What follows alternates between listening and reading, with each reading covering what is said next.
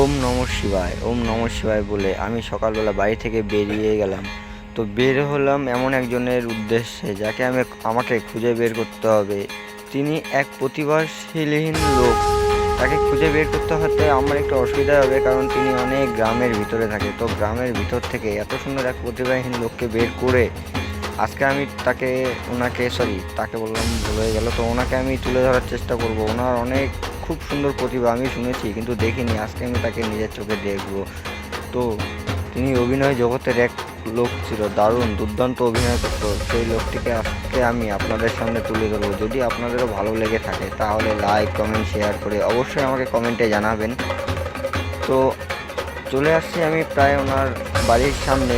জানি না ওনাকে খুঁজে পাবো কি পাবো না, কিন্তু চেষ্টা করবো ওনাকে বের করার জন্য খুঁজে।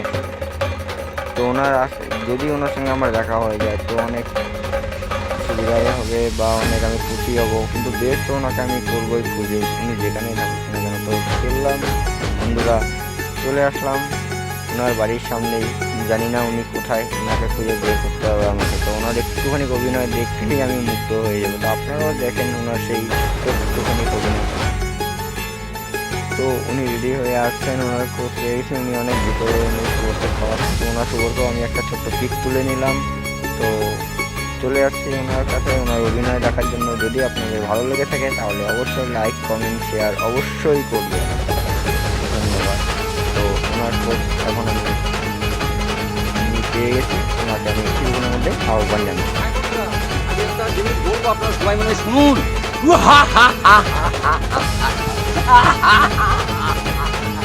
আমি যে এখানে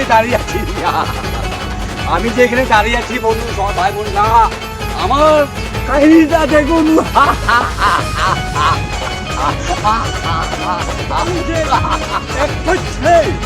আমি কিছু করি না করি বলে তোমরা কেন আমাকে খুশি যাচ্ছ? আমি আছি স্টানার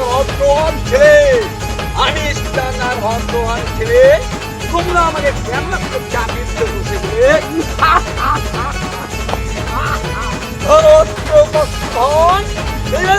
তোমার টাইম পাসের হোক না।